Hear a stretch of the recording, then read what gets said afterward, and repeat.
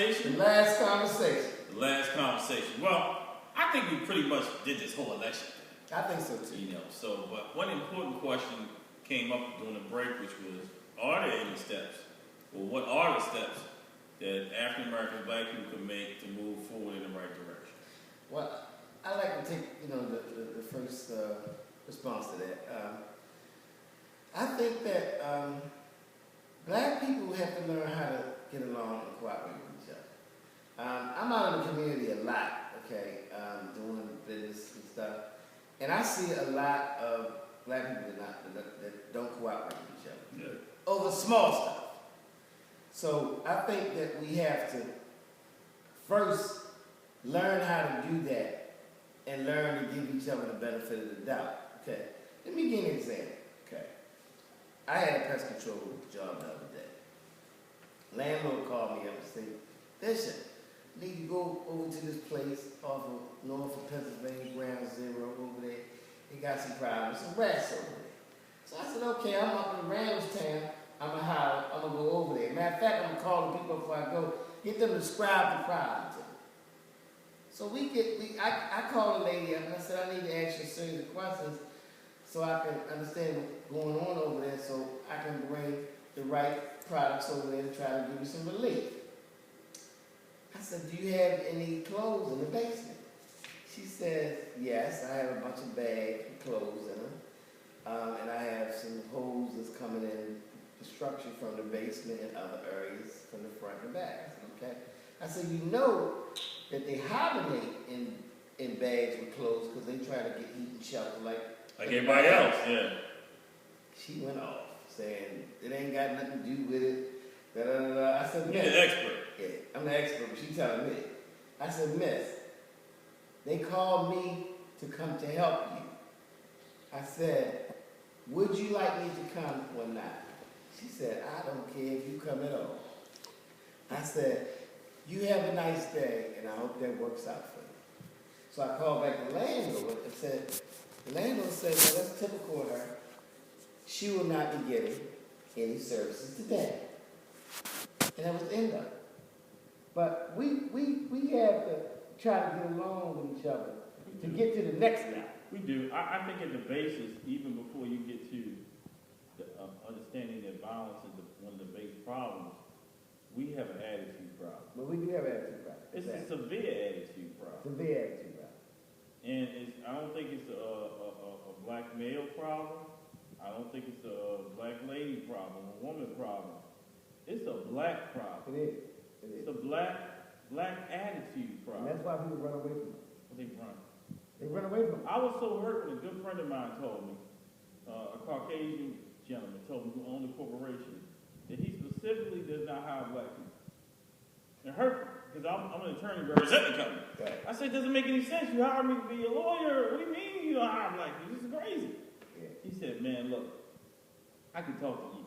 Right. He said, "Man, you can hire the wrong black person, and it will really cause some problems. Right. We've had problems in the past, so we made a conscious decision not to hire black people." It hurt my feelings. Bad. Okay. I mean, I wish I could tell you something else. It really hurt my feelings. Okay. So I actually think it's a severe attitude problem. And think about this: when you have an attitude problem, it doesn't work all the time. It brings the attitude to the job. Well, your attitude may work. That attitude may be a source of power. It may work to a degree. It may get you a faster McDonald's hamburger. You know. Okay. But the squeaky wheel doesn't always get the grease. Nope. Sometimes the squeaky wheel gets replaced. Exactly. Holla at your boy. Right. That's the original. Right.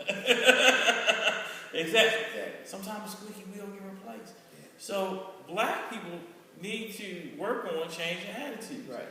You know what I mean? So it's hurtful. It's a shame. You know, when you see people with these bad attitudes, it's embarrassing. I mean, I don't want to keep going. You gave a personal story. Right. I mean, I saw an African-American woman walk into a little deli. We were up on Preston Street, and she cussed everybody out. She's about to turn around and cuss me out. You know what I mean? And I was like, I don't work here. Right. Well, you get to cussing me out. Right. Because I see you cussing everybody in the joint. Right, I don't work. Right, because they forgot to put salt and pepper in your sandwich. Holla at you, boy. Well, boy, I'm trying to tell you. You are entertaining. I'm sorry, but it was some story. She cussed everybody out. Everybody. And I was thoroughly embarrassed. Right. I said, you know how they said the guy jumped on the moon, you know, one great step for man, one big giant step for mankind. Right. Well, let me tell you something. It was one leap backwards for African Americans. Right. She was straight hood, Right. and it just wasn't called for. So it was interesting. You take it too far. It was a white lady behind a counter that she was yelling at. Was she yelling at the white lady, or was she yelling at white America? In her anger. That would be interesting to know that. So in the background of this situation, it's an African American male in the background. But it got so bad, he had to come to the front of the stand and said, "Miss, let me talk to you." And it was almost like he was saying to her, "You messing it up for everybody." Right. With this attitude that you can't seem to find another way to express. See, that's what's wrong with black people. You gotta stop hating America. I don't want to say the next thing I'm gonna say, but I'm gonna say it. Say it. I'm gonna say it. Say it. You gotta stop hating white people. Right. White people are not the problem. Let me tell you something. I think you and I had this discussion. That's scary. I ain't even want to say that. Okay. I ain't want to go there. But that's what happened. I was up in the deli. Forget what you heard, but there were some white folks that got us out of slavery. Matter of fact, they killed Abraham Lincoln for that. Very fact. And if you go back in history, there were black and white abolitionists. Okay. I don't know if I've told you the story before, but I was down in Annapolis. Matter of fact, I was in the archives today at Annapolis. I went all over Annapolis. You know one thing, you go down there, you can find some scary stuff. I went in the archives and found out that in Maryland, and I'm sure this was across other areas of the United States, that black folks owned slaves. They had an exhibit and how much they paid for them. And said that I could call them up and order a traveling exhibit to take out in the community to show that existed. But I think to some extent that and I appreciate that. Okay. But I think sometimes that confuses. That confuses the dialogue. I understand. Because black people got to sit down and think about that for about a week. What? We gotta what? It's gotta be a lie. You know what I mean? And you know what does mainstream society do to us? No, we have an exhibit. Right. We got names. Right. Of the black slave owner. Yeah, we might have to bring them up on some old charges. I could not. With no statute of limitations. Right. Okay? I'll let you. Right. So I think sometimes that confuses the dialogue. Like I saw something on TV the other night about Native Americans owning African American slaves, and I was like, why would you call them out like that? Right. I mean, what's that all about? Right. They had a whole show to me trying to separate Native Americans from African Americans, which I thought was destructive. Right. I mean, what's that all about? You know, and the show set about to prove that most black people who say, almost all black people say, we're Indian relevant. Yeah. That this is mostly a lie. Right. And not only is that a lie, Native Americans kept black people as slaves. And I forgot one last thing. And even when slavery was over, Native Americans kept their slaves. Right. That the government had to come in. There's your government again. Right. There's your government again. Right. The government had to come in and make a deal with the Indians to save the black people. Right. But see, that was a conversation to confuse the dialogue. Right. Because that really ain't important. Right. And that was such a small fraction of the slaves. You follow? Right. They ain't even worth talking about.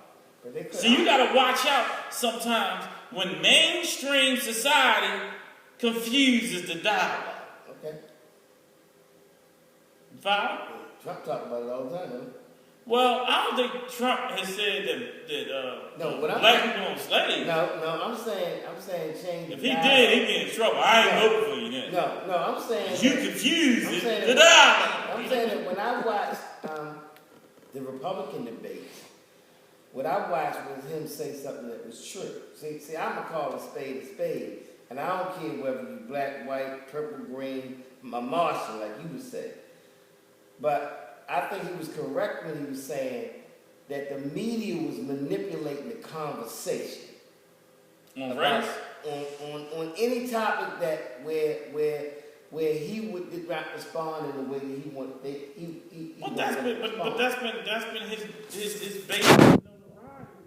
He has unpolitically correct answers. Right. So The way as you start going back to talking about Reagan, the silent majority. Right. That this is somehow or another that Trump is the voice of the silent majority, which he may be. Right. But all I'm saying is, this goes back to the original point where somebody confronts you. And the confrontation is basically, William Bowie and Bishop Bird, Chapman, how can black people improve their lives? You got to change attitude first. We got to talk about that. We can do a whole show on attitude. You see what I'm saying? Because all this anger is not going anywhere. Right. And let me tell you something. As soon as that anger gets presented to a person that doesn't have to deal with it, they got to deal with it. So that whole power play doesn't have a lot of power. Because a lot of times you present the anger, you cuss a man out. You cuss him out. You did your thing. You can win it character. I'm being nice. I'm being nice. You can win character. But the person you can win character with, really don't have to, like some people at that store, they can be like, you know what, I'm just calling 911 on your crazy tail. And just cussing everybody out. They got ways to deal with it. You know what I mean? This sword is calm. Right now, touch the book. Let's do your attitude, some of that. Right. So, I mean, number one is you got to change your attitude. Number two is you got to start trying to hang around successful people. You can't hang around your friend, you know what I mean? Who, I'm not going to give you some scenarios, but who is rather unsuccessful. Right. That doesn't make a lot of common sense. You know what I mean? It's kind of hard to mimic and copy success from, like some sort of individual. Right. And some sort of, if you don't have a physical disability, or nothing, mental disability, and you're 55 years old, acting like you're 15, like you're 15 and still 19, 80. I don't want to use the whole scenario, but you got the picture. You live in your mother's basement, and you always write about everything, but you don't even contribute towards the rent. And maybe you can get some new friends.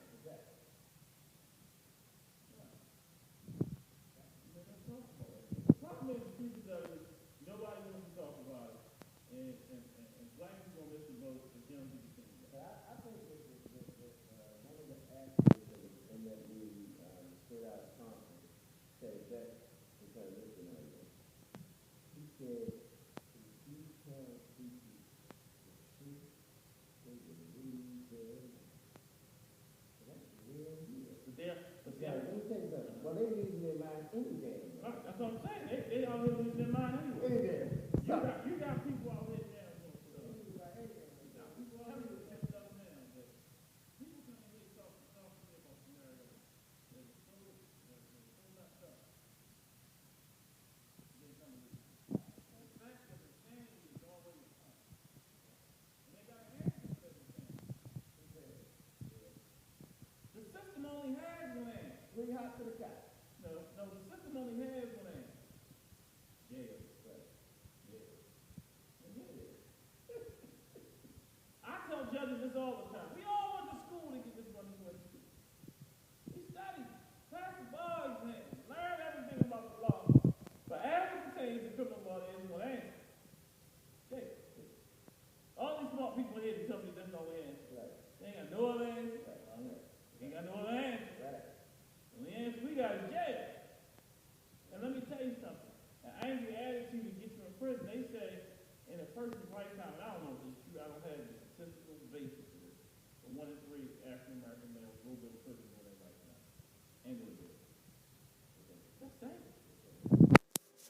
dangerous. I also think that. And people get long sentences too, Right. because they're not playing it right. They're not getting a lawyer, they're not taking it seriously. Right. Next thing you know, they're in jail for a while. Right. But I think that, now you get the pendulum to try to swing the other way. I don't know how far and how fast it's going to happen, but, they enter this mass incarceration. I don't know where we see this show that comes on television on the weekend, Lockout. And I'm familiar. You see all the prisons around the country. I mean, they be calling them out like they joints in the hood or something. I know, but you got to look at it. Prison and jail has become so ingrained in our culture. Right.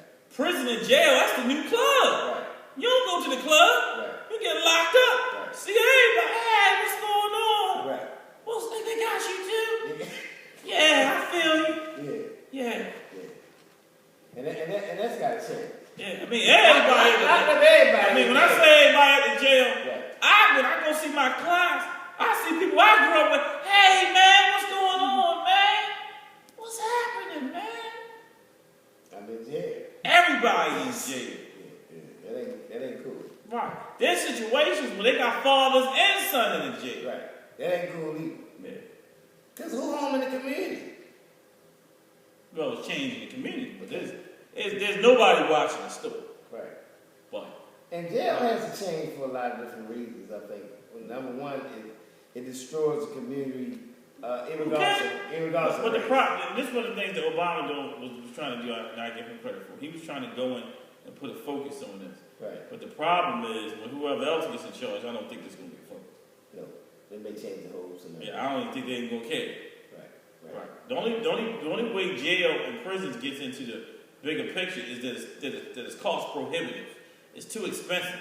Feeding somebody, clothing them, giving them health care. I wrote the Justice Department yeah. about that. Got some answers back from that. Yeah, well, the Justice Department will get back to everybody when they feel like it. Because the problem with the federal government is they print money. And when you deal with people that print money, silliness can go a lot farther than it can for people that don't print money. Exactly. So the state government is usually more amenable. Why? Because they don't print money. Exactly. The federal government is something like, just go print some more money. Right. Just go print some more money. Right. That's what they did. Right, that's what they do. Go print some more money. Right. That's the answer. That's the answer to everything, but yeah, they only got one answer. But I think that the state governments, and I hope that our great state of Maryland, hopefully take the lead on this, that they become the first state that will understand that they need to swing this pendulum the other way. Because it does cost too much to house people for nonviolent crime. I actually think nonviolent crime. and this goes back to you saying what the government can do. Right. I think that's one thing that the government might do. Right. Might get involved in the communities, because to some extent it's not about being black and white. Because the one thing I like about Baltimore, the poor Baltimore, you got white people, it's just messed up. Right. And we all been together. Right. You know what I mean? And they got to get it straight. Right. So, they can put emphasis on trying to figure out exactly how they're going to deal with underprivileged people. To some extent, and with shame, I'll say this, that many people in our community are going to have to reach back to try to mentor kids, which we generally don't do. Right. You know how it works in our community. Once you get successful, Right. it's almost like what they used to say in college. I got mine, there you gotta get yours. Right. I used to hate when I heard that at college. Right. And I went to a nice college. I went to Hampton University, but that's what they said, which to me is ignorant. That's just straight slam ignorant. Here, you bring me to the door, tell me about this illustrious history of the school after slavery. Now you tell me, I got mine, you gotta get yours. That is nothing but some more anger, Right. just on the bougie end of it. Bougie. So I don't know if we need to translate this for our listeners, but Yeah. bougie people are Right. basically, at least black people, who Right. are bougie. Bougie. I don't know if we get to find something about having the definition, but we just did it. and looking down on you, telling you, I got mine, get yours. Yeah. And it's been interesting, the proliferation of some of these bougie TV shows. Right. that like to show people arguing. Oh, It's interesting. They put a bougie TV show on. They got people arguing like they're in the hood. Let me tell you something. I don't like Let me tell you something. Show. Let me tell you something. I ain't get, and Discord has struck such a high rate that even on the mainstream shows, what's that with Dance Moms? Right. They arguing and arguing on Dance Moms. On Dance Moms. But that's another thing of showing people not getting along. Yeah. Because let me tell you something. So you know what? Maybe it's not all. Maybe this is not the black male, Right. black woman. Maybe we all need to improve attitude. Right. How about that? I agree. That's Because great. let me tell you something.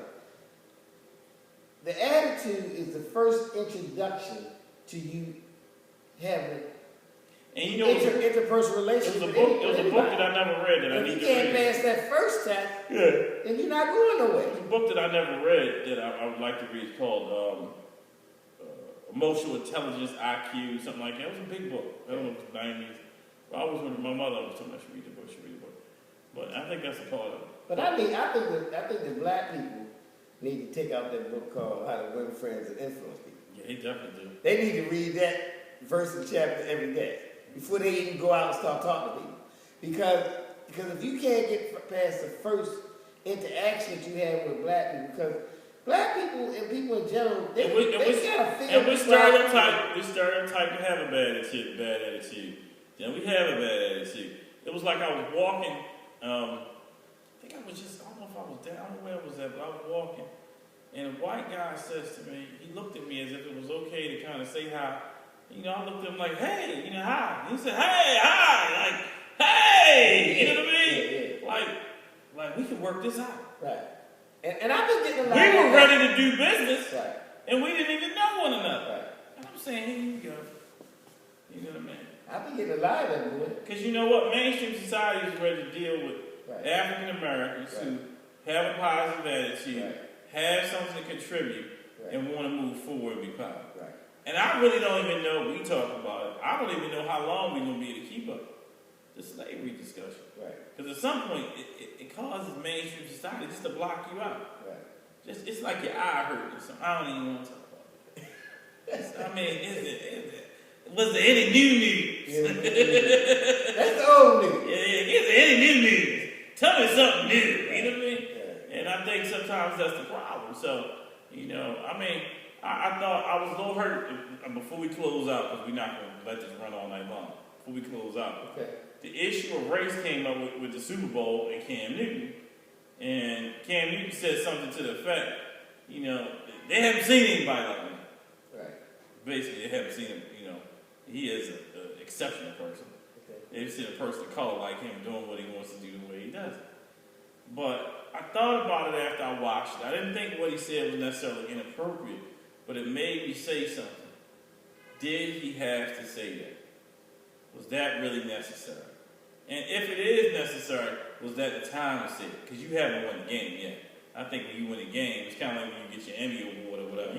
You can say whatever you want to say. Because I got it. Right. You know why? Because you the winner. Right. The winner gets some privileges. Right. Just go ahead and get it in. Right. Tell us something. Go for it. Right. So, I mean, that's part of it. I don't know if it was appropriate time. But I don't know if he should have said anything. Well, Because he's clearly been playing at such a high level that, I mean, you know, in the law they have res ipsa loquitur. right. You know what that means? Some equitable relief. The thing speaks for itself. Thank you for yourself. Right. Cam Newton speaks for himself. I really need to tell me, you're the best of the game. You look like Michael Jordan Right. on a football field. And that's just what it is. And everybody is going to have to accept it. Right. It's just what it And is. he very well may win the game. Let me tell you something. And I like the Broncos. I think it's Peyton Manning's a great guy. But man, Cam Newton is a force. So my prediction, let's make some Super Bowl predictions. Who you think? Who you think? Well, I'll put my money on Canada. I think it's unanimous. So maybe he'll give a different speech when he wins. But everybody out there, enjoy Super Bowl weekend. I know nobody will really be working on Monday. We've already discussed that. Right. So truly enjoy Super Bowl weekend and that Sunday. I think it's a good time that families are able to get together, spend some time, and getting along. Well, hopefully you got yourself a new TV. And here you go. We don't need, nobody wants to get a protective order during the Super Bowl. Right. They put you off in your house and you can't see a nice big TV. Right. And next thing you know, they might move somebody in to watch your big TV. Right. So get along.